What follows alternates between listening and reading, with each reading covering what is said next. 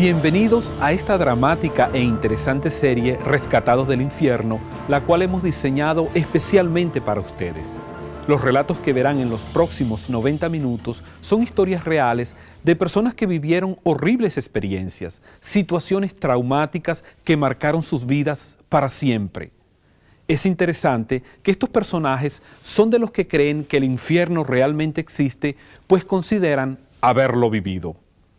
Hay un elemento en común a todas estas historias.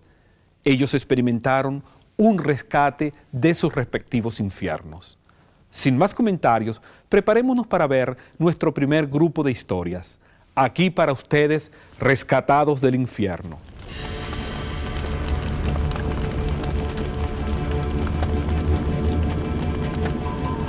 Ahora vamos a ver lo que te saqué. Ahora. Brujería en México, santería en las islas del Caribe, neopaganismo en los Estados Unidos y en Europa. En cualquier forma que se exprese, todas estas prácticas tienen una raíz común: el satanismo, la adoración a Satanás. Para José Andrade, oriundo de El Salvador, el satanismo significaba algo más que todo lo demás. Significaba poder. Poder para controlar, poder para dirigir, poder para vengarse. Sin embargo, su aceptación en la escuela de Satanás no dependía de su propio entusiasmo, ni tampoco de la decisión de su maestro. Según el ritual, el primer requisito para José era escribirle una carta al mismo Satanás, detallando las razones por las que él quería unirse a esa escuela. La solicitud contiene 3 espacios en blanco, que se espera estén llenos si uno ha sido aceptado. José dejó la carta en un lugar aislado, en un lugar que nadie conocía. 7 días después, regresó. Mi sorpresa fue cuando extendí aquella hoja de papel y me di cuenta que los 3 espacios estaban llenos. Dijo el profesor, bienvenido a la escuela. Eres uno de los aprobados. Uno de los aprobados. Así empezó la peligrosa jornada de José Andrade, un oscuro descenso hacia los 7 niveles del satanismo y más allá. El nivel 2, no se puede continuar el proceso sistemático de enseñanza a no ser que el individuo haya pactado con Satanás. Como parte del proceso, José y los otros estudiantes se aferraron a la lista de promesas, un libro de ocultismo en el que Satanás jura eterna fidelidad a sus discípulos. Nuestro libro dice: ¿estaré yo solo alguna vez en la vida? Nunca. Yo, Satanás, te desampararé y te dejaré solo. Estamos todos ante la presencia de Satanás. Cerremos los ojos. Satanás está aquí. Había llegado el momento. Satanás les demandaba ahora un juramento de lealtad que José hizo con gusto. Yo me sentí orgulloso de ser pactado con Satanás. Dentro del nivel 3, el estudiante tiene que hacer un ceremonial, un ritual demoníaco. Y este ritual es necesario hacerlo en un cementerio. Pero algo le molestaba a José. Un pequeño detalle de la ceremonia parecía poner en duda la invencibilidad del poder de Satanás. Dice el manual de ocultismos que para el ceremonial de 7 noches en medio de 4 cruces en el cementerio hay que investigar. Hay que estar completamente seguro, 100% convencido, que bajo ninguna de las 4 cruces seleccionadas para el ritual esté sepultado el cadáver de un evangélico protestante. Queriendo saber el porqué, José cuestionó a su maestro. Apégate a las enseñanzas. No me es dado responderte. En 7 noches consecutivas, José completó el ritual, pero había algo más. 3 días después de ese ceremonial, el estudiante busca a un amigo más íntimo que tenga y deben de ir a un lugar solitario. Y dice el manual que de 3 metros de distancia el amigo ha de dispararle todos los proyectiles de un revólver al pecho del estudiante. José le confió su vida a su medio hermano, quien era menor que él. Pero este adolescente, por miedo a matarlo, rehusó obedecer. José le explicó luego que si el ritual era ejecutado siguiendo cada detalle, el poder satánico lo protegería de los disparos. Y había un detalle más en el ritual demoníaco. Pero si el amigo, una vez concientizado, no quiere cumplir con el requisito, uno debe de quitarle la vida y tomarse toda la sangre de él, no menos de 21 tragos.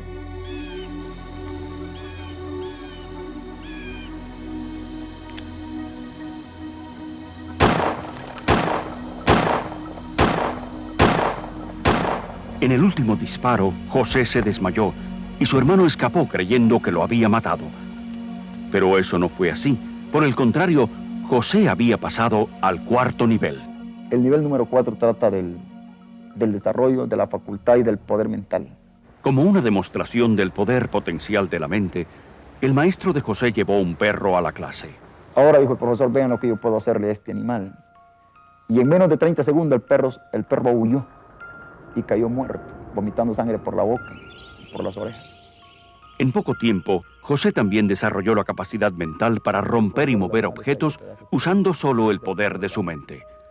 Pero al pasar exitosamente del cuarto al quinto nivel y más allá, una duda, pequeña pero persistente, seguía molestándolo. A él nunca se le permitió usar sus crecientes poderes como satanista contra un evangélico. ¿Por qué? ¿Qué poder mayor que un satánico tiene un cristiano? José dejó esas dudas a un lado. Ahora ya había pasado por los 7 niveles requeridos y asumió el papel de maestro por sus propios méritos.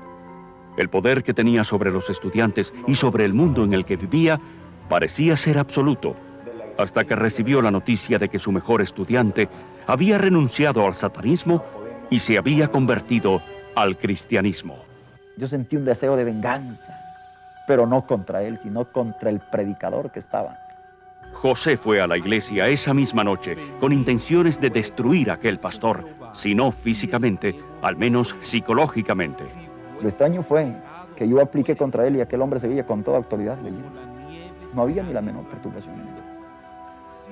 Yo apliqué la segunda vez, me puse en pie y aún de pie hice el tercer intento contra el predicador. Y ni el primero, ni el segundo, ni el tercero dio ningún resultado.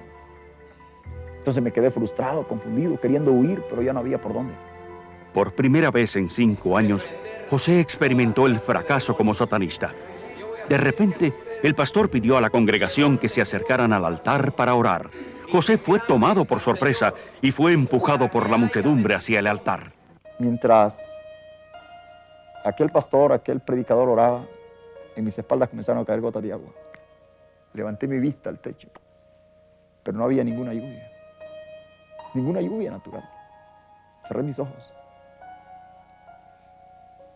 Y cuando yo cerré mis ojos, posó una mano aquí. Yo no sé si fue la mano del pastor, la mano del predicador, la mano de Jesús o la mano de un ángel, no sé. Lo extraño fue que en el momento que esa mano posó en mi espalda, yo pude experimentar lo que nunca antes en mi vida había experimentado. Un poder extraordinario, un poder que me hizo caer de rodillas. Y así descubrió José el secreto del poder cristiano. Descubrió que Dios es amor y que Dios quiere y es capaz de perdonar a todo el que se humille ante Él arrepentido y que busque a Cristo por libertad. Yo estaba consciente de que aquel camino era mejor. Y lo más bello es que yo había por primera vez empezado a sonreír, a tener paz. Después de pocas semanas de que José confesara públicamente a Cristo, empezó a sufrir ataques de poderes demoníacos, pero Dios, ahora el soberano en su vida, lo mantuvo seguro y a salvo. Significa entonces que Satanás, aunque se ahogue y aunque se desespere queriendo hacernos daño, no puede. Porque ahora nuestro nombre está escrito en el libro de la vida. Y nuestra vida está protegida en la sangre de Jesús y con el sello del Espíritu Santo.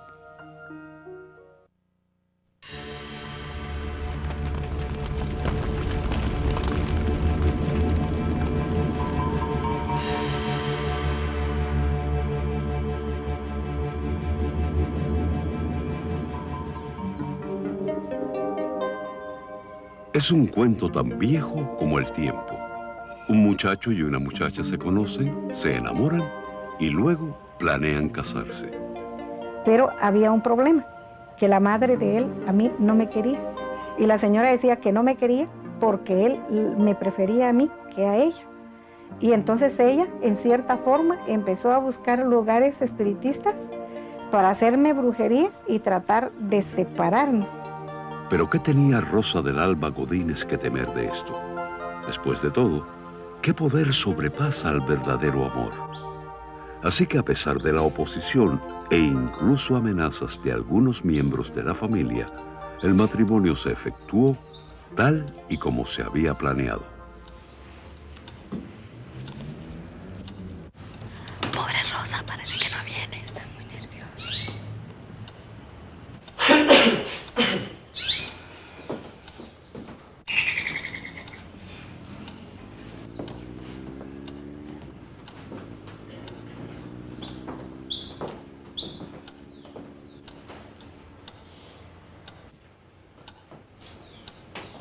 Lo siento, estas cosas suceden. Parece que no va a venir. Yo tengo compromisos que cumplir. Tengo que irme. ¿Cómo es posible? ¿No era el amor de ellos verdadero amor? ¿Y qué será ahora del bebé creciendo en el vientre de Rosa? Entonces fue cuando yo hice pacto con Satanás y le dije que yo le entregaba parte de lo que era mío, ¿verdad? Pero que él me diera al padre de mi hijo. Para Rosa del Alba, si alguien había logrado robar el amor de su novio usando brujería, no había razón para que ella no tratara de ganarlo nuevamente a través de la brujería. Ven hacia mí. Ven. Ven. Pero él nunca regresó. Y durante los siguientes 18 años, Rosa del Alba luchó cada día para saber el porqué. Y yo quería que alguien me dijera, pues él no se casó contigo porque no te ama, porque no te quiere, porque tuvo miedo por el niño, porque es irresponsable, ¿verdad? Pero nadie me dijo nunca eso, ¿verdad? Sino que siempre caía a que la madre me había hecho brujería para que él no se casara conmigo y que ella seguía haciendo brujería para matarme a mí y para matar al niño. Entonces, con ese temor, yo buscaba a alguien que también practicara brujería a manera de defenderme. Rosa del Alba no necesitaba buscar fuera de su casa. Su tía, una bruja profesional, tomó a Rosa bajo su instrucción. Juntas viajaron a la capilla de San Pascual Bailón en el pueblo de Olintepeque. Aquí los peregrinos vienen para ofrecerle homenaje a este pequeño muñeco con forma de esqueleto, invocando sus poderes secretos para dañar y destruir a sus enemigos de ser necesario. En un cuarto oscuro al lado de la capilla, Rosa del Alba se sometió a los trabajos de su tía. Rey San Pascual, Señor Todopoderoso. El pequeño dios de la muerte debió quedar complacido ese día. 3 personas pronto morirían bajo circunstancias misteriosas. 2 de ellos eran brujos de quienes se había dicho habían sido contratados para destruir a Rosa del Alba. La tercera persona era un pariente del hombre que Rosa del Alba una vez amó más que a nadie. Mientras que las amenazas inmediatas en contra de su vida cesaban, dolorosos y persistentes problemas de salud continuaron afectando a Rosa y a su hijo. Al visitar un centro espiritista, a Rosa le informaron que su cuerpo no sanaría hasta que realizara su verdadero llamado, el ser una médium espiritista. 3 días después de otra intervención médica, Rosa del Alba recibió una extraña visita durante la noche. Yo empecé a sentir 2 voces que me hablaban. Una me decía, ven aquí con nosotros, porque si tú te vienes aquí conmigo, vas a tener paz, vas a tener amor, pero tienes que ser sencilla y humilde. Y otra voz semejante a esta me decía, ven, si tú te vienes del lado mío, yo te voy a dar poder, te voy a dar dinero, te voy a dar sabiduría, te voy a dar nuevas teorías de ciencias y te voy a dar al hombre que tú quieras. Al escuchar atentamente a la segunda voz, Rosa del Alba experimentó la sensación de abandonar su cuerpo, encontrándose suspendida en el espacio con una vista de las estrellas y las galaxias. Y él me decía que era dueño de todo eso y que me iba a ser una persona famosa. Rindiendo su voluntad e intelecto a esta fuerza externa, Rosa del Alba se convirtió en medium, a través del cual otro espíritu predecía el futuro o efectuaba lo que parecían ser sanidades milagrosas. Pronto su espíritu guía cumplió la promesa de brindarle fama y fortuna. Me señalaba a qué lugar tenía que ir y me decía, el presidente de ese lugar tiene muchos problemas y los problemas son estos, estos y los otros. Y tú ve, búscalo a él y dile esto que yo te di. Rosa del Alba no solo revelaba los secretos del corazón a este oficial de alto rango, ella también le informó que uno de sus íntimos compañeros de trabajo sería asesinado pronto. Sin embargo, tú no tienes por qué temer, Rosa del Alba le dijo. Mi espíritu guía te protegerá de todo daño. En agradecimiento, el oficial le ofreció a Rosa del Alba trabajo en uno de los departamentos legales del gobierno. En su nuevo puesto, Rosa del Alba experimentó discriminación de parte de sus compañeros de trabajo, que todos eran hombres. Sin embargo, el método que Rosa empleó para alcanzar la igualdad en el trabajo se podría catalogar como poco usual. Yo hice un conjuro una noche y todos fueron promovidos y se fueron ellos a otra parte del occidente. Y uno fue despedido, el que más me atacaba. Luego Rosa fue transferida a Quetzaltenango, la segunda ciudad de Guatemala. Aquí ya Rosa era famosa por sus dotes de bruja y adivina, poderes que seguían alcanzando nuevas alturas aún en su lugar de trabajo. Esta vez, sin embargo, un desafío silencioso se presentaba para Rosa del Alba, no de otra bruja, sino de una compañera de trabajo, una mujer quieta y pacífica llamada Elcira, que resultó ser una cristiana evangélica. A ella todo el mundo la apreciaba con mucho cariño, ella tenía una palabra de afecto y yo siempre me mantenía de mal humor. Los demás me veían como que yo era una persona triunfadora y yo dándoles consulta a ellos y yo estaba peor porque yo no era feliz. Yo decía, si estos espíritus son buenos, ¿por qué yo no tengo paz? Si estos espíritus son buenos, ¿por qué yo no tengo gozo? Empecé a comparar mi vida con la de Elcira y dije, no, yo tengo que ver qué es lo que ella tiene de especial que yo no tengo. Los años pasaron y junto a ellos el alma de Rosa continuó amargándose profundamente. Mientras tanto, el testimonio cristiano de Elcira seguía alumbrando. Luego un día, llevando su almuerzo a casa, Rosa del Alba vio un programa de televisión cristiano que la llevó repentinamente a comprender qué era lo que hacía Elcira tan especial. Y entrevistaban a una señorita que manifestaba en ese momento que ella había estado en el ocultismo y que también el que ahora era su esposo, pero que a través de Club 700 ellos habían conocido a Cristo y que eso había cambiado sus vidas y que hoy ellos eran personas diferentes. Entonces yo dije en ese momento, Señor Jesucristo, si tú vives, si tú existes, libérame a mí de esto como liberaste a ella. Rosa regresó inmediatamente al trabajo. Ahora era su turno de buscar ayuda sobrenatural de alguien más. Y llegué y le dije, Elcira, tú no me has presentado a tu Señor, preséntame a Cristo, preséntame a tu Señor y yo lo quiero conocer. Elcira, regocijándose, llevó a Rosa del Alba a la oficina de su hermano, un abogado que también era cristiano. Rodeada por sus dos amigos, Rosa del Alba se humilló a sí misma, entregando su vida a Cristo. 18 largos años al servicio del ocultismo no lograron devolverle a Rosa al hombre de sus sueños, pero al entregar su corazón a Dios, Rosa del Alba descubrió en un momento el verdadero amor de su alma, el más hermoso entre 10,000, al Señor Jesucristo. Hoy, después de 10 años de ser una cristiana dedicada al Señor, Rosa finalmente sabe el significado del verdadero amor incondicional. Él es el todo, el gran yo soy. Y no hay nadie más poderoso que Él. Nadie. Todo aquello que yo viví, que tenía un poder, es un poder limitado al poder ilimitado del Señor.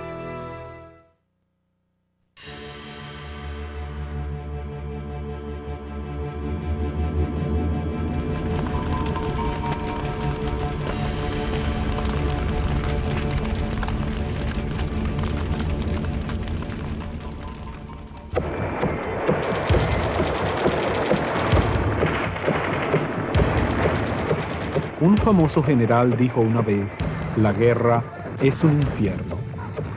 Eduardo Sandoval y Salvador Guzmán pueden hablar basados en sus propias experiencias. Para nosotros nuestro gobierno era un gobierno fascista, ¿verdad? Y que había que cambiarlo a fuerza de balas. Y que íbamos a tomarnos el poder a base de una insurrección armada, popular. Nuestra guerra era una guerra popular prolongada.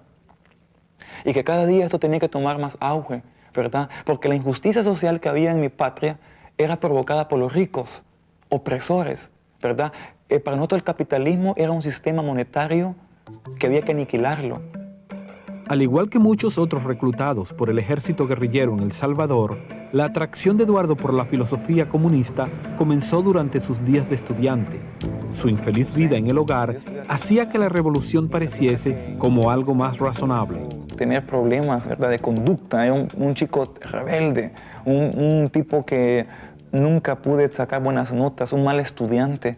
Yo creo que se debía a que realmente era una persona lastimada emocionalmente, ¿verdad? Nunca pude tener el amor de un papá, pues sí, o sea, pues sí, no era casado. Siempre mi papá estuvo lejos de nosotros. Las notas de Eduardo en el colegio no fueron muy buenas, pero sus estudios secretos en el avance de la revolución merecieron el reconocimiento de otra clase de maestros. Estaba muy enamorado de la causa y era muy sujeto a mis comandantes, a mis líderes, ¿verdad?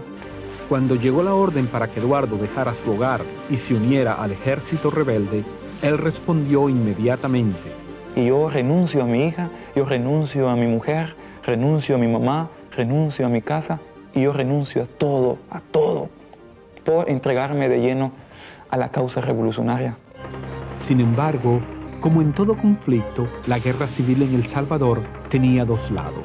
Y aquellos que creían en una causa diferente eran igualmente determinados, hombres como Salvador Guzmán.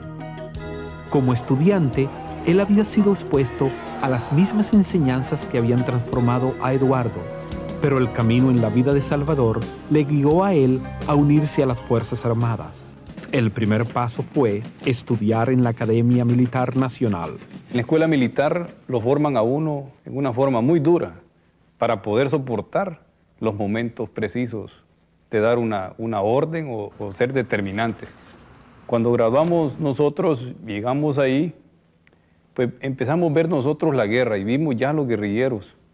Y hicimos nosotros nos hemos graduado para poder administrar los cuarteles o para poder dar instrucción, adiestramiento, pero no era así. Teníamos que irnos a poner las botas y salir al campo de la guerra. Es una de las ironías de la guerra. Dos hombres igualmente dedicados, igualmente obedientes, igualmente preparados para matar, pero en bandos totalmente opuestos. Al soldado, tanto a uno como al otro, lo preparan para matar a sangre fría y para matar también en combate. Llega la euforia del mismo soldado en los momentos de combate. Y el soldado no le importa que en ese momento le digan, mire, usted vaya a matar a todo mundo, y lo hace uno también. Eduardo, por su parte, estaba aprendiendo los puntos más finos del terrorismo, la destrucción de puentes y cómo diseñar y lanzar emboscadas. Pero un día, sin advertencia, él fue emboscado y atrapado. A mí me capturaron, yo iba en un camión y me ponen el fusil a mí y me dicen, bájate de ese camión. Es ahí donde a mí me dijeron, tenemos 5 días antes buscando, comandantillo. Así que ahora me dijo, vamos a platicar, ¿ok? Me dijo. Y yo, mamá mía, me afligí porque le andaban volando la cabeza en ese tiempo a todos los guerrilleros urbanos. El Escuadrón de la Muerte no mató a Eduardo, sino que lo envió a prisión. Pero la guerra no terminó allí. Una guerra psicológica comenzó. Había un compañero que lo capturaron, de la guardia lo capturó y le quemaron la espalda con ácido. Al otro le volaron los dedos, las uñas, experiencias así que pude ver. Otro le volaron la cabeza. Después de ser dejado libre bajo una amnistía gubernamental, Eduardo huyó a Nicaragua. Allí recibió entrenamiento más avanzado con otros exiliados salvadoreños. Pero los rigores de la guerra habían comenzado a cobrar sus dividendos. Y aunque externamente Eduardo aparentaba estar bien, internamente se encontraba confundido y abatido. Él aún comenzó a orar a un Dios en el cual él no creía. ¿Quién podrá cambiar mi vida? Si tú sos Dios, y es cierto que cambias al hombre, acepto que me cambies Dios. Acepto que me cambies Dios. Y yo dije, ¿qué haces? Estoy loco. ¿Por qué estoy diciendo esto? Eduardo regresó a El Salvador. Venía abatido, venía afligido. Yo tenía miedo que me fueran a capturar de nuevo. Para mí todo el mundo era contrario a mí. Hasta los animales le tenían miedo. De hecho, una persona había notado la presencia de Eduardo y un día lo confrontó abruptamente en una cafetería local. Y él me dijo, Cristo te ama. Te invito. ¿A dónde? A la iglesia. El visitante que sorprendió a Eduardo era precisamente el pastor de una iglesia local. Y ese día me dice el pastor, me voy.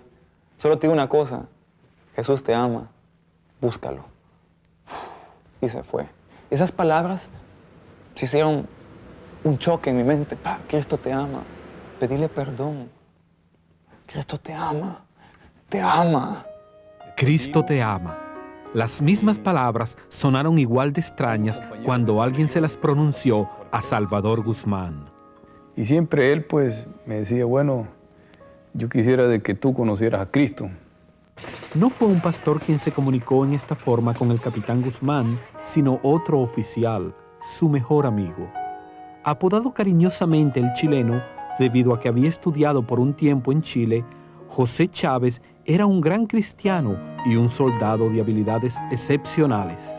En las misiones que siempre regresábamos con él, nunca traíamos un amputado ni nunca traíamos muertos, siempre traíamos victoria. Entonces mi compañero siempre siguió conmigo casi 10 años con él juntos. Él pues seguía también tratando de hablarme del evangelio y todo lo demás. Salvador amaba y respetaba a su amigo.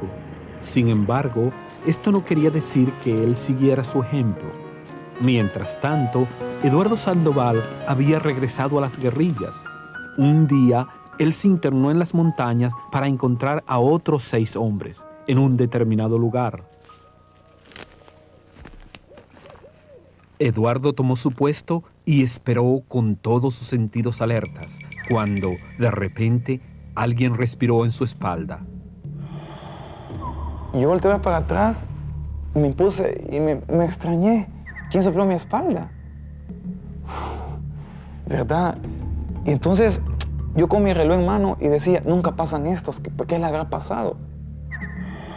Cuando yo en ese momentito escucho una voz audible, Eduardo, orame. Eduardo, orame.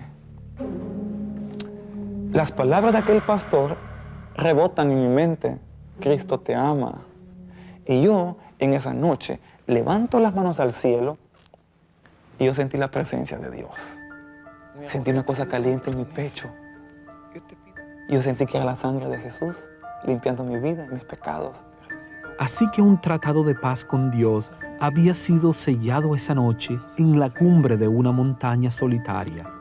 Pero la batalla continuaba rugiendo abajo en el valle y en medio de ella se encontraba Salvador Guzmán. La experiencia le había enseñado que la guerra producía muertes y bajas, pero no pudo existir nada que le hubiera preparado para recibir las noticias que un día escuchó por radio. El chileno, su compañero más cercano, había sido muerto en combate. No dormí esa noche, no dormí. Y al día siguiente yo me vine para San Salvador a la funeraria.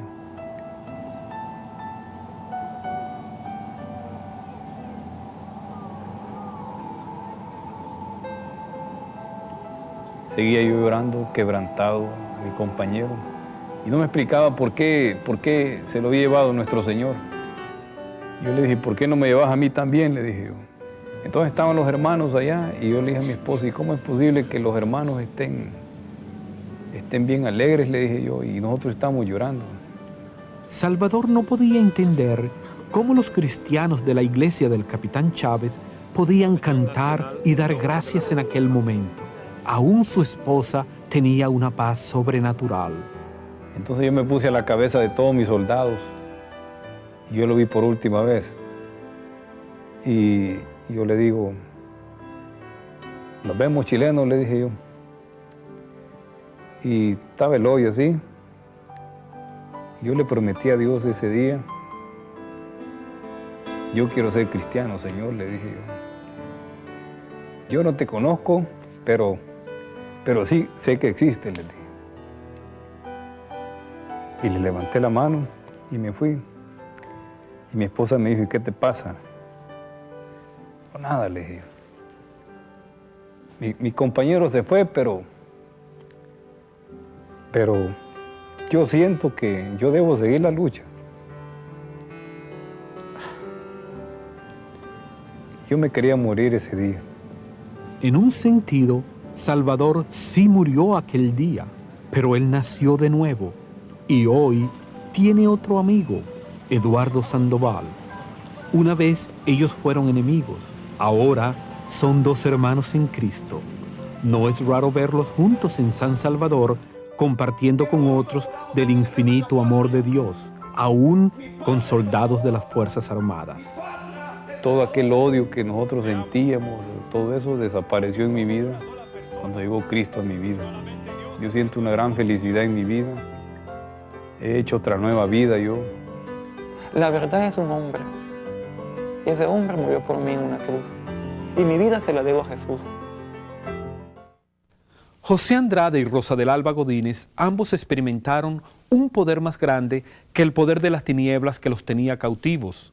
Me refiero al poder de Dios, el mismo poder que libertó al guerrillero Eduardo Sandoval y al oficial Salvador Guzmán, hasta convertirlos en militantes del mismo ejército después de haber luchado por tantos años en bandos totalmente opuestos. Tenemos otras historias tan poderosas como las que acaban de ver después de esta breve pausa. Ya regresamos.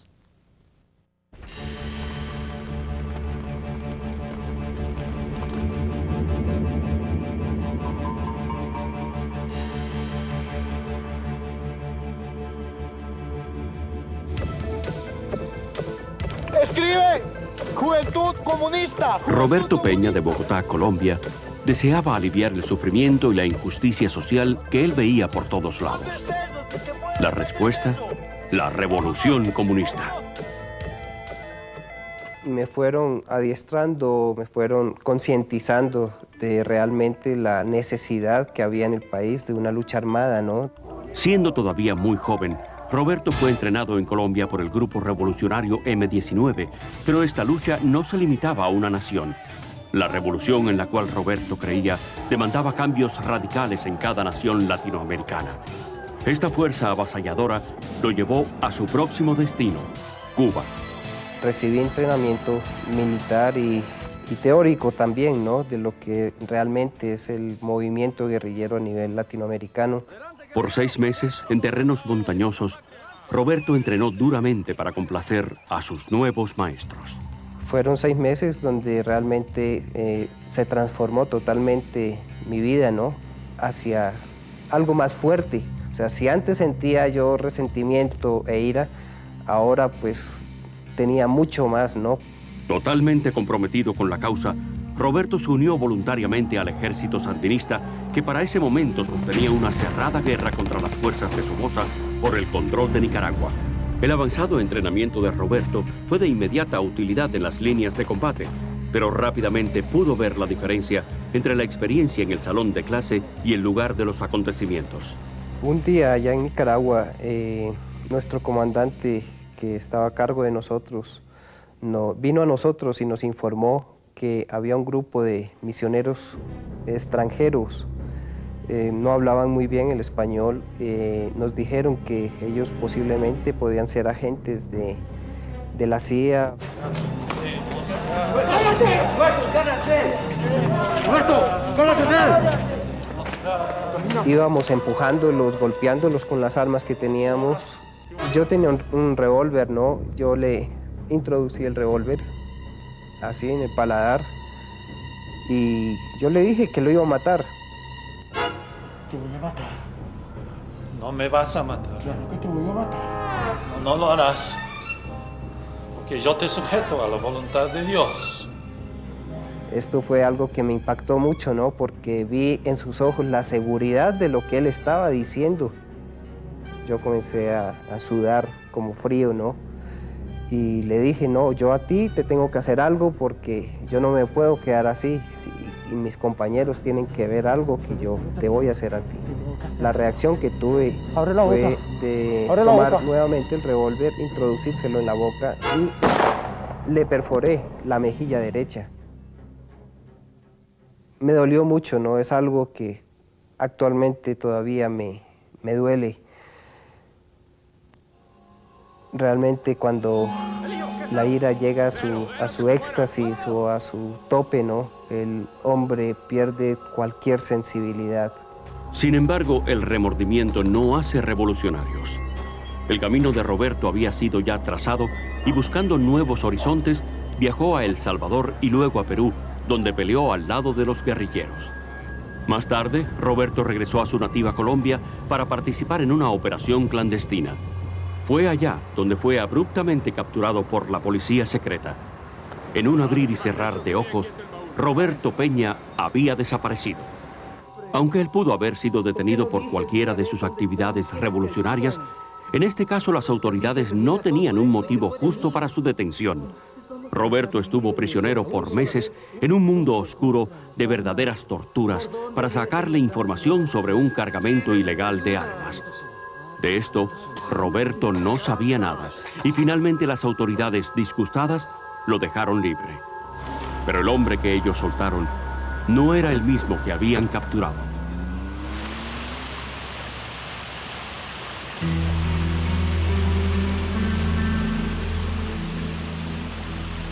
Estaba realmente destrozado psicológicamente, desmotivado totalmente. Con la ayuda de unos amigos, Roberto obtuvo asilo político en Ecuador, donde se dirigió a la ciudad de Quito. Allí, una extraña transformación comenzó a ocurrir. Estando en constante compañía de exiliados políticos de otros países, la salud de Roberto, al igual que su vieja pasión por la revolución, regresaron. Conocí a gente del grupo separatista vasco ETA de España, a gente de las Brigadas Rojas de Italia, cubanos, centroamericanos, sudamericanos también del Perú. Fue algo que me ayudó mucho en el aspecto de mi pronta recuperación. Mi mente comenzó a despejarse. La memoria de aquel misionero calmado y clemente, cuya vida Roberto una vez había perdonado, se había ido. En su lugar estaba un deseo de venganza contra la policía secreta, contra la sociedad, contra cualquiera que se atravesara en su camino. Ellos me hablaban mucho de que podía entrenarme en armamentos, en explosivos, en terrorismo internacional. Y lo que entró en mi cabeza y yo quise hacerme realmente fue un terrorista internacional. Ellos me iban a ayudar para que yo viajara hasta Europa y de Europa me transportara hacia Libia. Era algo que me motivaba, me impulsaba de una manera tan fuerte de que si no lograba yo eso, no podía yo descansar. Sin embargo, Roberto tenía que descansar. 2 semanas antes de viajar a Libia, se enfermó repentinamente con severos dolores en los riñones. Complicaciones después de una primera cirugía ocasionaron una larga estadía en el Hospital Vos Andes de Quito. Allí el personal creía en satisfacer tanto las necesidades físicas como las espirituales de los pacientes. Pero Roberto no se rendía fácilmente. En el momento en que yo fui ingresado al hospital, pues comenzó realmente una lucha en mí, ¿no? Puesto que yo siempre comencé a rechazar el mensaje que ellos me daban. A mí no me gustaba que llegara el capellán a explicarme las cosas del Señor. No solo el capellán, sino también las enfermeras que eran cristianas me compartían siempre el amor de Jesucristo. Era una lucha realmente por mi alma. Si yo hablase lenguas humanas y angélicas y no tengo amor, vengo a ser como metal que resuena o címbalo que retiñe. Y si repartiese todos mis bienes para dar de comer a los pobres, y si entregase mi cuerpo para ser quemado y no tengo amor, de nada me sirve. El amor es sufrido, es benigno. El amor no tiene envidia. El amor no es jactancioso, no se envanece, no hace nada indebido, no busca lo suyo, no se irrita, no guarda rencor, no se goza de la injusticia, mas se goza de la verdad. Todo lo sufre, todo lo cree, todo lo espera, todo lo soporta. El amor nunca deja de ser. La larga estadía en el hospital cambió los planes inmediatos de Roberto. No habría viaje a Libia. En verdad, algo diferente estaba comenzando a pasar en su vida. Las escrituras, como lluvia gentil, estaban suavizando la dureza de su corazón, así como lo hacía la presencia de una fiel mujer joven llamada Rosy. Roberto la había conocido hacía unos pocos meses. Cada día, sin fallar, Rosy vino al cuarto de Roberto. Ella no sabía nada de política, solo sabía que Roberto necesitaba un amigo. Nunca había podido confiar en nadie, ¿no? Ella me escuchó y me consoló en ese momento, ¿no? Comencé yo a sentir un amor, un nuevo amor. Así que con la ayuda de Rosy y el cuidado tierno del personal del hospital Vos Andes, Roberto tomó una decisión que resultó revolucionaria. Antes de trasladarme a la sala de operaciones con el capellán, yo acepté al Señor. Cuando yo era niño, hablaba como niño, mas cuando ya fui hombre, dejé lo que era de niño. Ahora vemos por espejo, oscuramente, mas entonces veremos cara a cara. Y ahora permanecen la fe, la esperanza y el amor, estos tres, pero el mayor de ellos es el amor. Amor incondicional. ¿Hay alguna otra respuesta para los problemas que enfrentamos en el mundo? Pregúntale a Roberto Peña. En el pasado un hombre de destrucción, ahora un hombre de paz. Es algo que realmente no lo puedo explicar con palabras. Antes yo era una persona muy violenta, muy reaccionaria, muy soberbia, pero ahora que Jesucristo ha entrado en mí, me ha hecho una nueva criatura, Él transformó totalmente mi vida, mi alma, todo mi ser.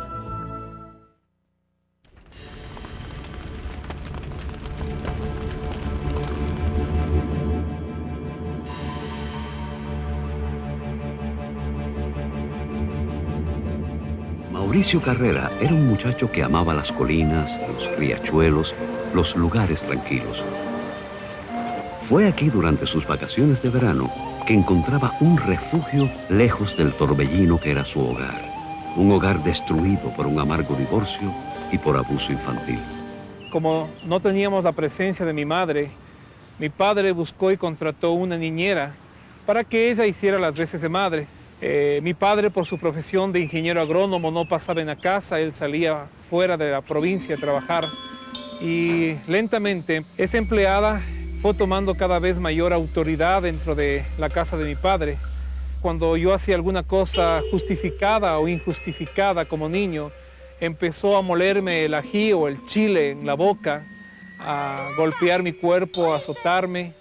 Ella desmentía las cosas poniéndome a mí como el que era el malo de todas las cosas que hacía.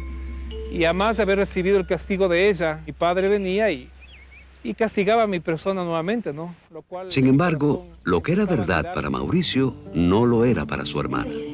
Mi hermana era la otra cara de la moneda, diferente totalmente a mí, mayor con 2 o 3 años, una excelente estudiante, muy bonita, y mi persona como niño siempre quedaba a un lado, marginada, como que yo no era lo mejor para mi padre o para mi familia. Y un día, mientras su padre se encontraba realizando uno de sus frecuentes viajes, Mauricio le escribió una carta derramando su corazón en ella. Cuando él llegó, se acercó a mí y con lágrimas me preguntó qué era lo que pasaba con mi vida, porque la carta le había llegado mucho a su corazón. El padre de Mauricio expresó sus buenas intenciones de arreglarlo todo, pero nada cambió de inmediato. Entonces llegó el verano de 1971. Y un día llegó mi padre y me dijo, mi hijo, te tengo una sorpresa. Me presentó una caja muy grande y yo al abrirla estaba lo que siempre había anhelado. Un rifle de cacería Winchester semiautomático de 20 cargas, Balaú. Yo me sentía como un ave que salía de una jaula y me sentía muy libre. Pero esa libertad de pronto se convirtió en otra esclavitud. Mauricio descubrió que no había aprobado su primer año de secundaria y eso lo dejó devastado. Y si por menores cosas había sido castigado y burlado, ¿cuánto más al saber de que iba a perder un año de la secundaria.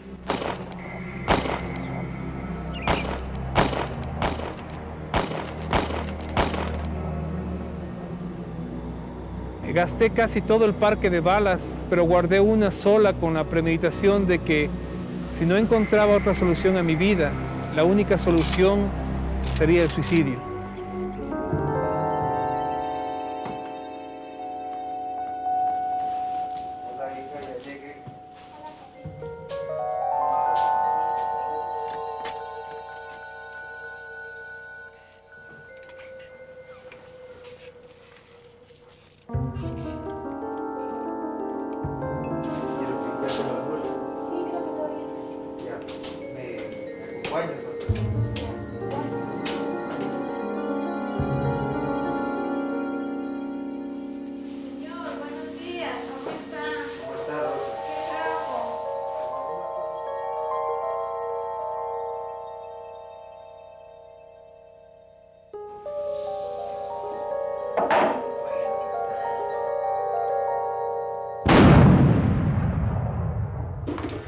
¿Qué pasó? ¡Mauricio! ¿Dónde estás, Mauricio? ¡Mauricio! ¡Abre la puerta! ¿Qué pasó? No sé, carnal, no sé. No se abre la puerta.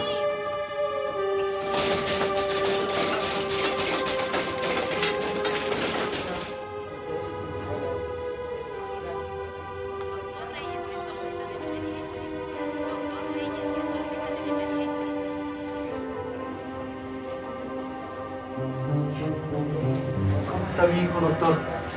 Señor Carrera, siento mucho. No hay nada que hacer. Su hijo fallecido. ¿Cómo, doctor? Mi hijo. Desgraciadamente se ha hecho todo. Mauricio estaba muerto. Casi toda su sangre perdida.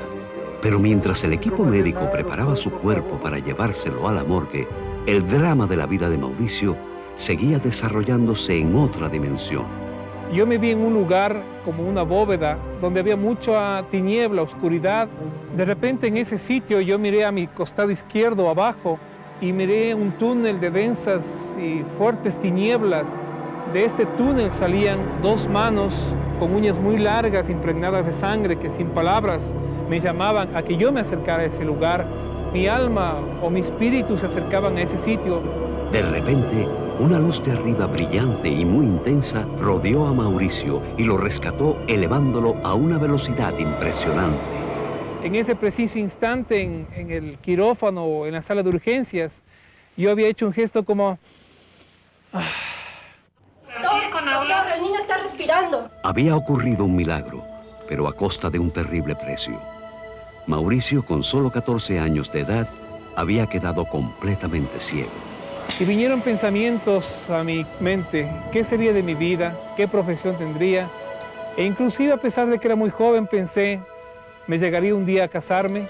Y en medio de estas nuevas angustias, el Dios que no había abandonado a Mauricio momentos después de su intento de suicidio, vino a asistir a este joven aterrorizado en su hora más oscura y desesperada.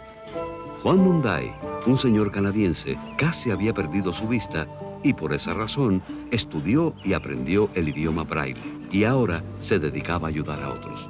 Un pariente de la familia Carrera conocía a Juan y lo invitó a visitar a Mauricio.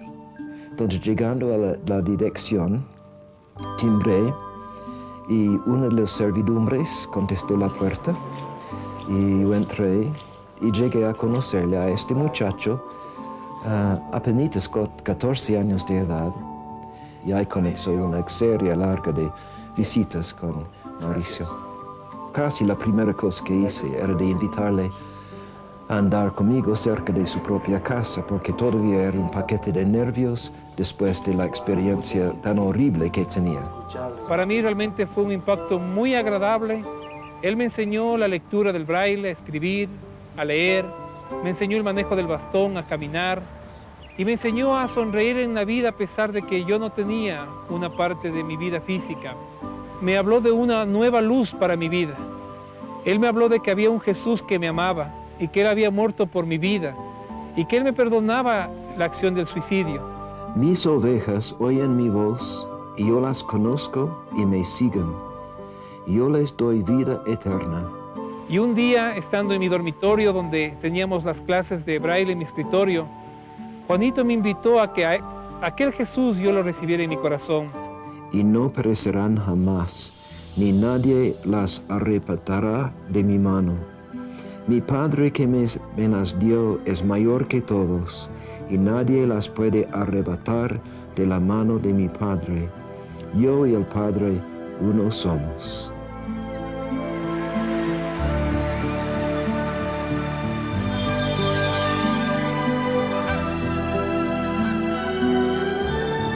Después de su encuentro con el Señor, la vida de Mauricio comenzó a enflorecer como una rosa. Empecé a estudiar música, a tocar el órgano, el piano, la guitarra. Y Mauricio se casó. Hoy él y María de Lourdes, junto a sus 2 hijos, extienden la luz de Jesucristo a un mundo necesitado.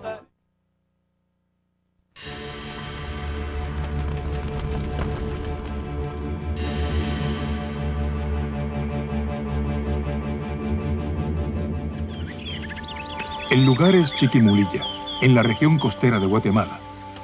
Aquí hombres como Salomón Hernández viven de la tierra que siembran y se atreven a soñar con un futuro mejor para sus hijos. El escogido de la familia Hernández fue Salomón, con el mismo nombre que su padre, el menor de 6 hermanos y una hermana. Por ser el hijo más pequeño de la familia, mis padres dedicaron mucho amor hacia mí. Mis hermanos se preocuparon mucho también.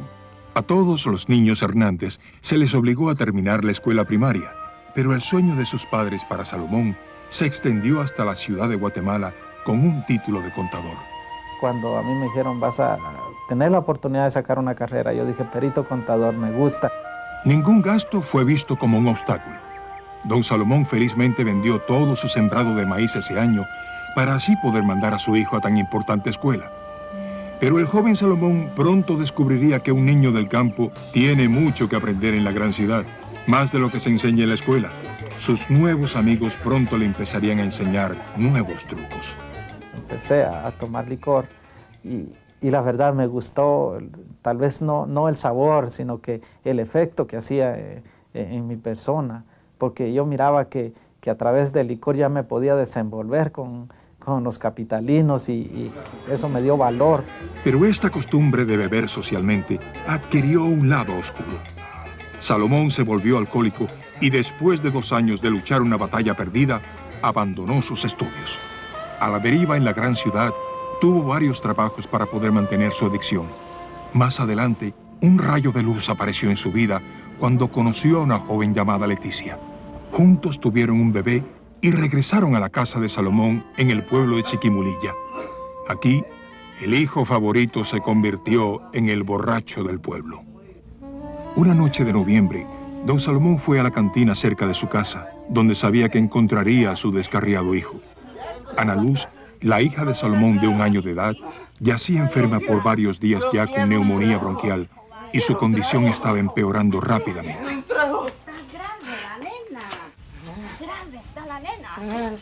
¿La quiere entrar a ver? Pero quiero ver a mi hija. Vaya, pues, ¿dónde está mi hija? La nena. Quiero ver a mi hija. ¿Dónde está la nena? Ana Luz, déjeme, quiero ver a mi ¿Cómo es posible, hija. Salomón? No tenés ni gracia. Por andar de borracho, la nena se nos está muriendo. Tú eres el culpable. No tengo dinero para comprar la medicina. Por favor, ya basta. ¿Cómo esto ya esto? Ya no aguanto más, por favor. Perdóname, no. Esta niña murió en los brazos de mi madre. Solo recuerdo que mi mamá pegó un grito y me llamó y me agarró de la cabeza y me dijo, tienes que ser fuerte porque la nena no era para ti, es para Dios. Salomón sabía muy bien que si hubiera utilizado el dinero para comprar medicina para Ana Luz, en lugar de gastarlo en licor, ella todavía estaría viva y quizás totalmente recuperada. El mismo día del funeral, Salomón regresó a la tumba de su hija, prometiéndole que nunca más volvería a tomar. Yo traté de no beber, pero aún así, a pesar que le había prometido a un cuerpo inerte, le había prometido a mi hija que no iba a tomar, volví a beber ese mismo día. Con el tiempo, Salomón regresó a la ciudad de Guatemala con la esperanza de comenzar de alguna forma una nueva vida. Leticia, profundamente resentida, abandonó Chiquimulilla para regresar a la parte norte del país con su familia. Pero un día, para su sorpresa, Salomón se topó con Leticia en un autobús en Guatemala. Ella me abrazó y me dijo, yo estoy trabajando aquí en Guatemala. Me alegra verlo cómo está bien, porque yo no tomaba en ese tiempo. Había dejado de beber. Con la esperanza de un futuro mejor, Salomón y Leticia volvieron a unirse. Su nueva vida les trajo una nueva hija, Vicky. Pero había un problema. Yo empecé a beber y a beber. Empecé a descuidar nuevamente el hogar. Y bueno, empezó un primo a visitarnos. Luego sucedió lo inesperado. Leticia huyó con el primo de Salomón, llevándose con ella todas sus pertenencias, además de llevarse a la pequeña Vicky. Enfrentando esta nueva tragedia, Salomón se volvió una vez más a los brazos de su viejo compañero. Solo el amor de su hermana Vicky y la paciencia de su esposo Pepe salvaron a Salomón de lo inevitable. Siguió tomando, a llegar al extremo de quedarse tirado, de que el ácido úrico le reventó en sus pies, de que el médico diagnosticó, había que hacerle injertos, sacarle de la cadera para poderle injertar en sus pies, en sus piernas, porque le había reventado con llagas. Por años, Vicky y Pepe hicieron todo lo que pudieron para ayudar a Salomón, pero al final no pudieron hacer nada ante su completa adicción a la bebida. Ciertamente el futuro guardaba aún mayores desgracias para Salomón. Era Nochebuena y toda la familia Hernández se había reunido en Chiquimulilla para celebrar.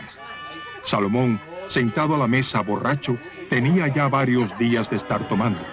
Al llegar la medianoche, entre el sonido de los fuegos artificiales y las campanas de la iglesia, la familia Hernández, hijos y nietos, le entregaron sus regalos de Navidad a doña Lucita. Todos menos Monchito. Tengo que estar bueno para los demás. Monchito? Solamente él no me ha venido a dar un abrazo. Solo recuerdo que ¿dónde está? cuando quise abrazar a mi madre para decirle que me perdonara, que no tenía un regalo, no tenía nada que darle, se me vino todo lo que tenía y empecé a vomitar sangre. El hígado de Salomón, destrozado por años de abuso del alcohol, ya no coagulaba su sangre. Los doctores en un hospital de Guatemala no le dieron ninguna esperanza. Me dijeron que esos casos así no los recibían porque no podían hacer nada. Y porque era alcohólico también. Habían otras emergencias. Al volver a Chiquimulilla, Salomón le susurró su epitafio a su madre. Yo le decía a mamá, yo quiero morirme tranquilo, quiero morirme bolo, consígame más guaro, más licor. La historia de Salomón y su vida debió terminar aquí en este cuarto, en donde su madre guardó vigilia. Pero doña Carmen, una vecina, vio la situación a través de una luz diferente.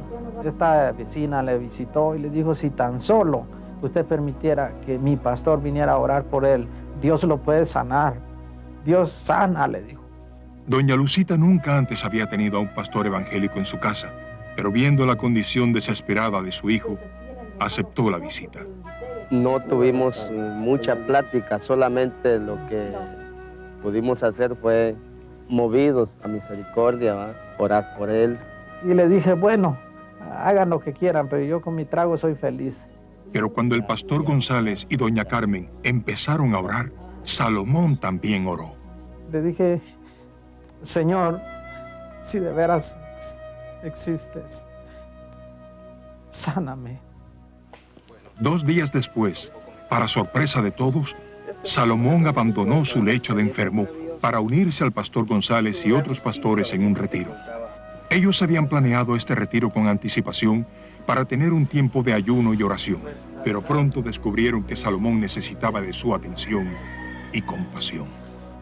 Lo vio su padre y fue movido a compasión y corrió. Y se echó sobre su cuello y le besó efusivamente. Y el hijo le dijo, Padre, he pecado contra el cielo y ante ti, y ya no soy digno de ser llamado tu hijo.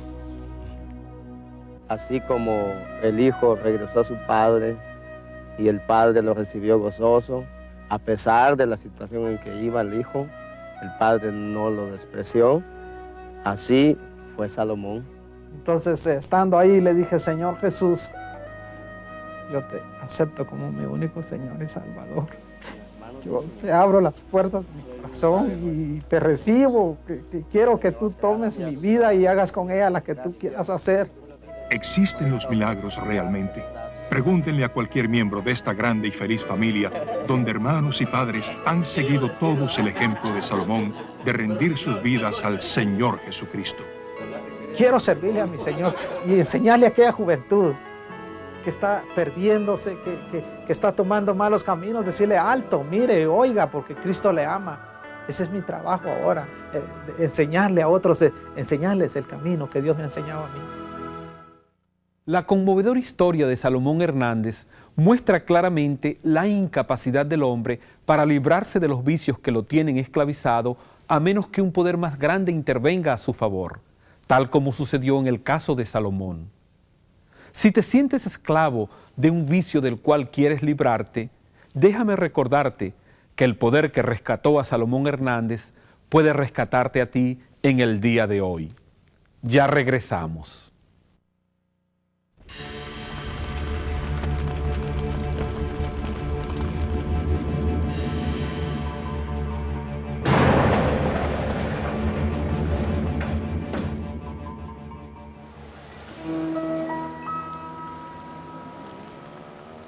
El día de trabajo termina y Avelino Guzmán regresa a su casa en las afueras de la ciudad de Guatemala.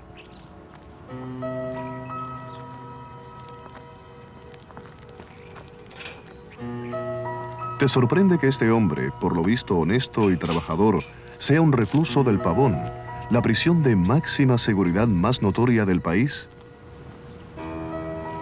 Pásale para allá. Voltéalo. Levante las manos. ¿Y por qué a él, un prisionero, se le permite trabajar en un banco durante el día y entrar y salir sin un guardia? Para descubrir las razones, debemos dar marcha atrás al año de 1973, cuando un Avelino de 21 años salió una tarde del trabajo más temprano de lo normal para ir a su hogar donde estaban su mujer y sus 2 hijitos.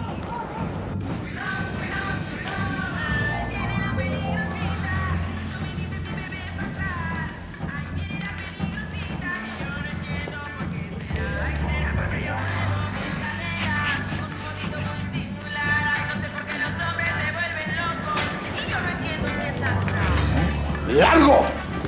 ¡Paco! ¡Sin vergüenza! ¡Que te largues, te dije! ¡No! ¡Lárgate tú!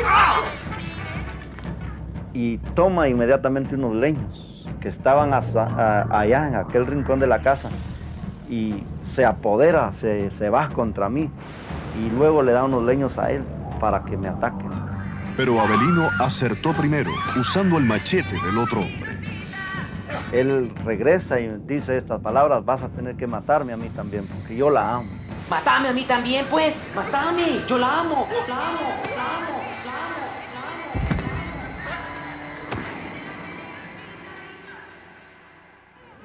Avelino se apresuró con sus 2 hijos a la casa de sus padres y luego fue a la estación de policía.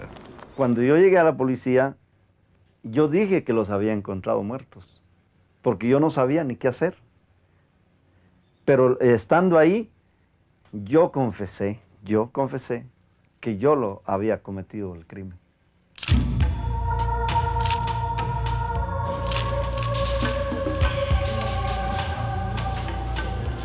Mano izquierda, por favor. Aquí no se llora por mamá, aquí no se llora por papá, aquí no se piensa en hijos, aquí no se piensa en Dios. ¿Puede firmar o no? Aquí nada. No puede firmar ahí.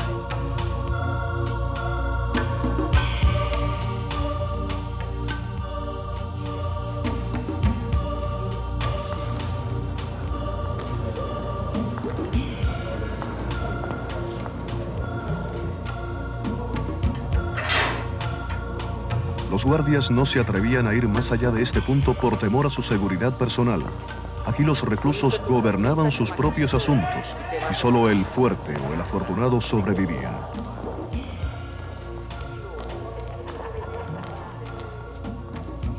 En su primer día, Avelino presenció la muerte de otro recluso que fue asesinado en la celda adyacente.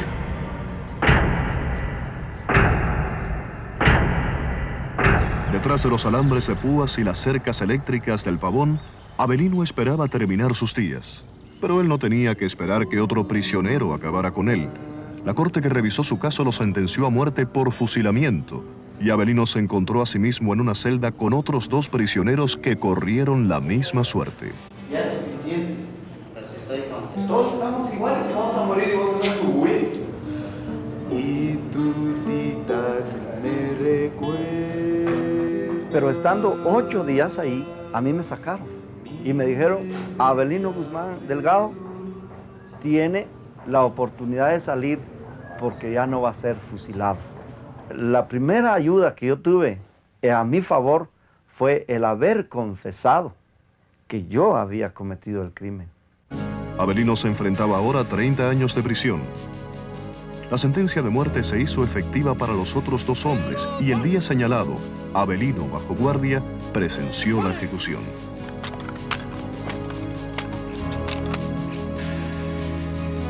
¡Apunten!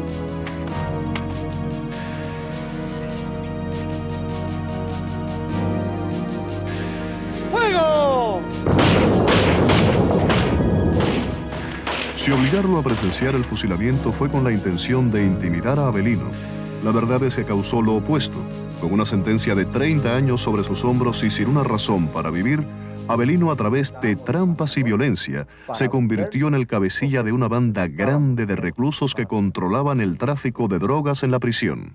Como no había ley, ¿quién podría mandarnos? Nadie. Por ejemplo, pegábamos a un hombre a la pared y le abríamos la boca y con el mismo cuchillo le sacábamos el diente de oro si llevaba. Y si alguien se oponía a no entregar eso, lo que hacíamos era apoyarle el estómago, cualquier cosa, aún hasta cicatrices en la cara, y le decíamos esto para que te recuerdes quién fue el que te golpeó. Aquí, en otro mundo, Avelino se convirtió en un hombre insensible, alguien a quien su propia madre no reconocía. Y dicen, Avelino Guzmán tiene visita. Y dije, ¿quién será? Si a mí nadie me visita, nadie. Cuando miro que venía mi madre con una canasta. ¿Me traes dinero? ¿Me traes dinero? Te traigo unos tamalitos, hijo. Pero yo para qué quiero tamales. Yo no quiero tamales. Yo no los quiero. Andate. Dinero tráeme. Andate, lárgate. ¡Fuera! ¡Fuera! Y me fui a llorar. Agarrado los barrotes decía, ¿qué hice? No sé qué hice. Y yo quería matarme. Tomé el cuchillo y decía, no, yo me mato. Cuando llegaron unos muchachos me dijeron, Avelino, no te hagas daño. Vení. Me agarraron, me dieron a fumar marihuana. Me calmé. Como a las 2 horas, llega el pastor de la iglesia y me dice, Avelino, Cristo te ama. Yo le dije estas palabras, si Cristo me ama, ¿por qué estoy aquí? Si Dios me ama, ¿por qué estoy aquí? ¿Por qué tengo esto? Le enseñé el cuchillo. ¿Por qué tengo esto? Le enseñé la droga. ¿Por qué maltraté a mi madre? ¿Por qué? Si Dios me ama, ¿por qué? La oscuridad es más tensa justo antes de amanecer, dice un refrán. Pocos meses después, el pastor, otro recluso, predicaba en el patio de la prisión. Avelino, que para ese entonces se consideraba a sí mismo su propio Dios, se acercó con sus compinches para observar. Ni los idólatras, ni los adúlteros, ni los afeminados, ni los que se echan con varón, ni los Pero él duramente predicaba. Yo decía, bueno, si él dice que no hay perdón para todos, ¿por qué entonces nos habla? Yo tomaba mi cuchillo, decía, ojalá que termine luego porque yo sí los voy a golpear a este. Pero es necesario que vengamos con un corazón. Pero en ese mismo momento, el pastor empezó a hablarles sobre el perdón de Dios. Pero si alguno de todos estos se arrepienten, de ellos es el reino de los cielos. Y cuando me dijo, ven, yo me arrodillé. Yo le decía a Dios, ¿me perdonas por lo que hice esto y esto y esto? Empecé a decirle todo. Y yo oía la voz de Dios que me decía, sí te perdono, sí te perdono, sí te perdono. Yo pagué. Yo miraba a Jesús, que decía, yo pagué por ti, no me debes nada. Ven a Cristo, si en el mundo has caminado y la paz no has encontrado, ven a Cristo. No debía nada y todo le fue dado. Un nuevo Avelino meditaba ahora en las Escrituras día y noche, maravillándose de la gracia de Dios. Aprendí a amar a Dios, a amar al prójimo. Y es ahí donde cuando alguien estaba metido en problemas, yo acudía a él y le decía que Dios de ahí me había sacado y que Dios lo podía sacar. Y me obedecían y decían, sí, si Dios operó un milagro contigo, también lo puede operar conmigo. Los años pasaron e impresionados por los cambios evidentes en su vida, las autoridades de la prisión le permitieron a Avelino trabajar en un banco de la ciudad de Guatemala. Finalmente, después de servir 17 años y 5 meses de su sentencia, Avelino adquirió su libertad total. Yo conozco muchas personas que andan libres, pero no son felices. Tienen una gran casa, pero no pueden vivir. Tienen una buena cama, pero no pueden dormir. Tienen una buena comida, pero no la pueden comer porque no hay paz. Tienen todo, pero no tienen nada. No tengo dinero, pero tengo a Jesús en mi corazón y soy feliz. Lo tengo todo, pues. Todo.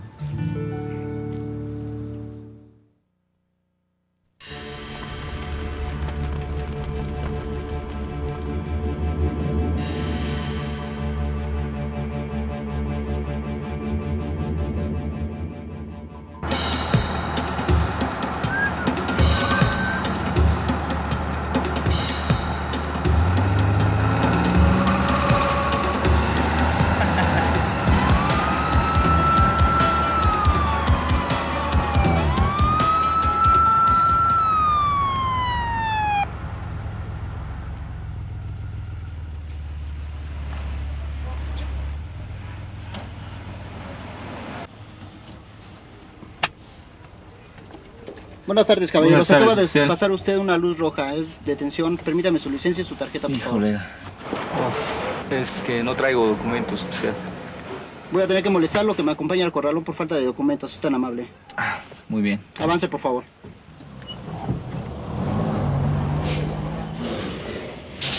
Tome asiento. Me informó uno de mis oficiales que se pasó a usted una luz roja y que aparte no trae los documentos del vehículo. Los documentos del vehículo los tengo en mi casa, no los traigo ahora.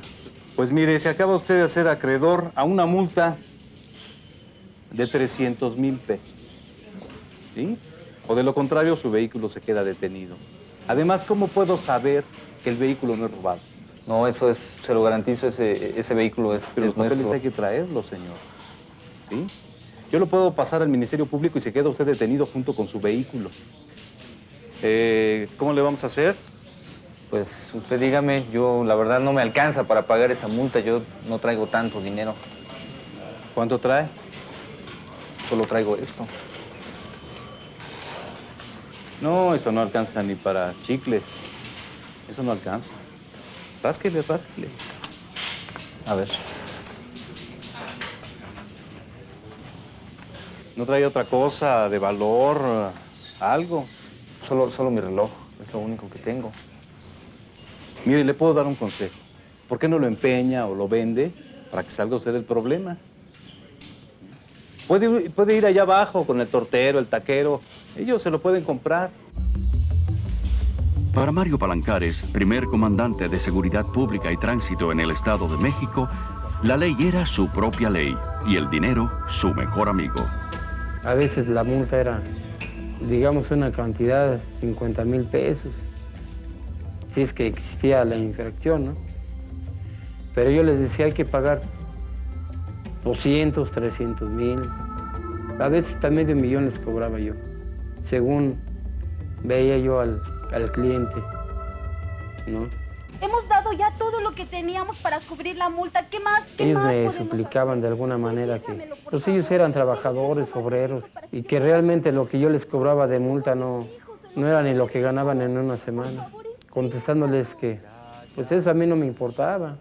Si querían sacar su vehículo, les iba a costar tanto. A mí que me interesaba si se quedaban sin comer.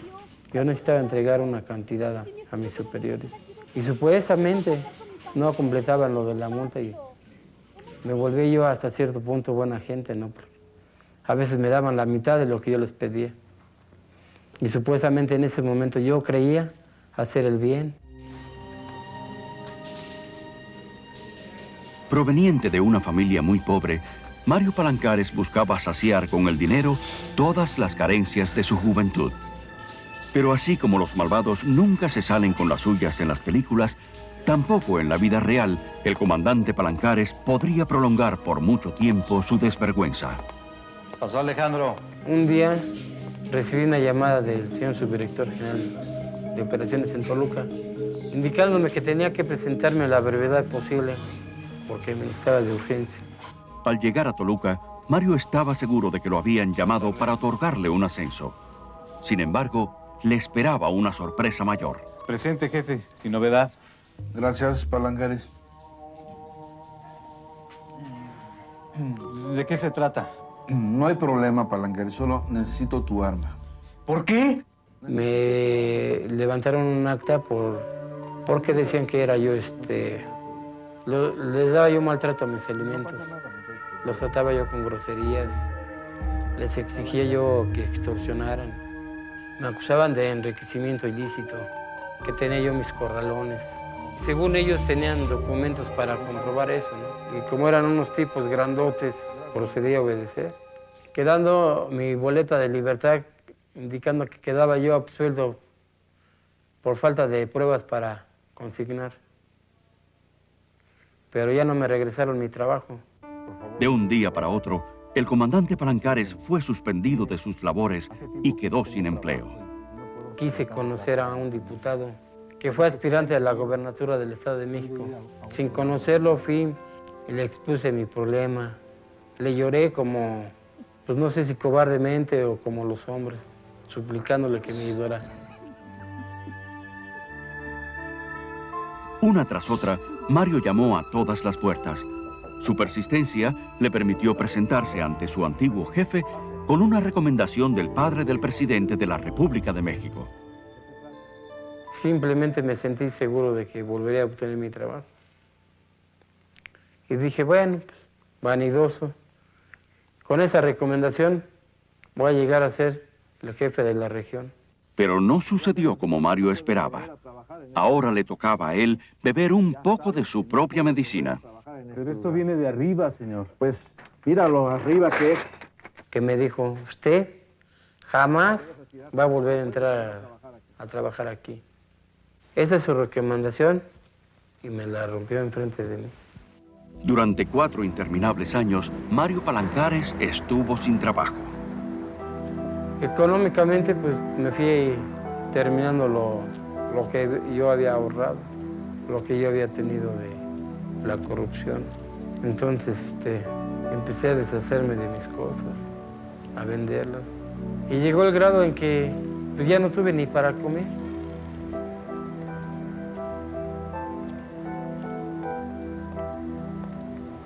Cansado de caminar sin rumbo por la vida, Mario llegó a pensar en el suicidio como una alternativa. Después de haberlo intentado todo, su última esperanza era Carolina Careto, la directora de un periódico local a quien él había conocido años atrás. Mario esperaba que por tener ella relación con personas muy influyentes, tendría quizás algún contacto que le ayudaría a recuperar su trabajo. Platicándole yo que ya había ido a ver al señor fulano de tal, al señor Manganito, o sea, puros señores grandes. Me dijo, ¿qué cree, comandante? Que yo tengo un señor que lo va a ayudar. Yo conozco a un señor que es más poderoso que todos los que has visitado necesitado últimamente. Él te puede ayudar. ¿Cómo se llama ese señor? ¿Qué le parece? El próximo domingo, ¿Lo conoce usted? ¿Este domingo? ¿A qué hora? a las 7 de la mañana, nos vemos en el Colegio Patria. ¿Tan temprano? Bueno, sí, me parece bien. Pues dije, bueno, pues si me van a echar la mano, me van a ayudar a recuperar mi trabajo, pues vale la pena levantarme temprano, ¿no? Estaba pensando, ¿usted cree que nos reciba? Claro que sí. Siendo domingo y tan temprano, a lo mejor lo hayamos indispuesto, ¿no cree? No, él es muy poderoso, tiene mucha autoridad, pero siempre está dispuesto a recibir a la gente. Mario no se imaginaba quién podría ser este señor tan influyente y por qué había tantas personas acudiendo al mismo tiempo a su residencia. ¿Y qué residencia? Pensé que era una especie como de cine, ¿no? Sin ver las instalaciones ni ver nada, porque yo veía mucha gente.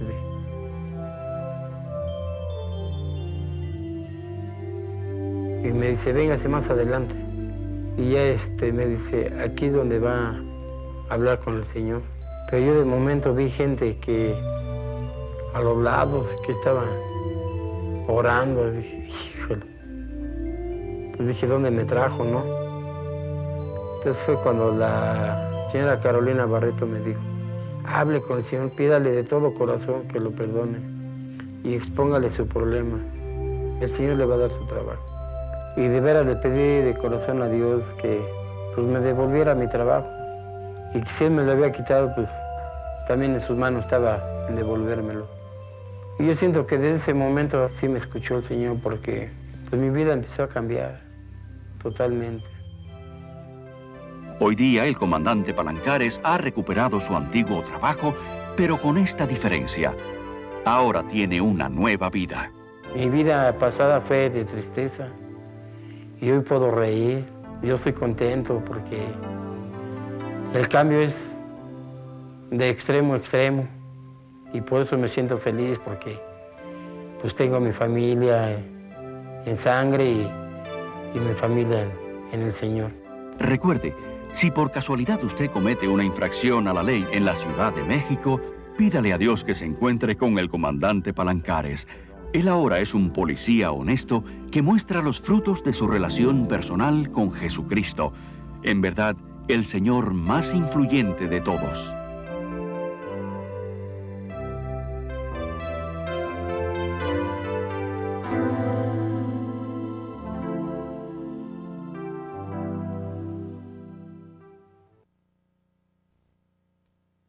Dios no está tan lejos del hombre como muchos piensan. Todo lo contrario. Las historias que acabamos de ver nos han mostrado a un Dios que está profundamente interesado en la vida del hombre. Un Dios que quiere acercarse al hombre independientemente de la condición en la cual él se encuentre. Un Dios que tiene una respuesta. Un Dios que tiene aliento, amor y libertad para el hombre. Te preguntarás tú, ¿y cómo puedo yo experimentar esa libertad que Él está ofreciendo, ese amor, esa respuesta? Querido amigo, Dios lo hace a través de la persona de Jesucristo, su amado Hijo, quien afirmó ser el camino, la verdad y la vida para llegar al Padre, para poder experimentar ese amor y ese plan que Dios tiene para cada ser humano. Cristo dijo, yo soy el camino para llegar a Dios. De manera que si tú estás buscando un camino, si estás buscando una vida verdadera, si estás buscando una verdad en la cual creer, Cristo, el Hijo de Dios, es la respuesta para tu vida. De manera que en este momento yo quiero invitarte a que tú, como señal de que quieres recibir a Cristo en tu vida, hagas una sencilla oración de fe conmigo. Yo voy a orar y te invito a que inclines tu cabeza, cierres tus ojos y le digas al Señor Jesucristo así: Jesús, te abro la puerta de mi vida y te recibo en mi corazón. Señor, he estado buscando la verdad, he estado buscando un camino, he estado buscando una vida y ahora entiendo de que tú eres todo lo que yo he estado buscando. entra en mi corazón. Perdona todos mis pecados, Señor, y haz de mí la persona que tú quieres que yo sea. Gracias, Señor, por haber entrado en mi vida y gracias por haber escuchado mi oración. Amén. Querido amigo, querida amiga, si has hecho esta oración con fe, con todo tu corazón, algo ha sucedido. Cristo entró en tu vida y Él ahora reina en ti. Quiero recomendarte que hagas 3 cosas. En primer lugar, busca una Biblia, la palabra de Dios, para que leas y conozcas más acerca de la vida de Cristo. En segundo lugar, busca una iglesia donde se predique a Cristo y su palabra. Y por último, comparte lo que ha sucedido hoy en tu vida. Has tomado la más grande e importante decisión de tu vida. Has recibido a Cristo como tu Señor y tu Salvador, de manera que ahora disfruta tu nueva vida en Cristo. Que Dios te bendiga.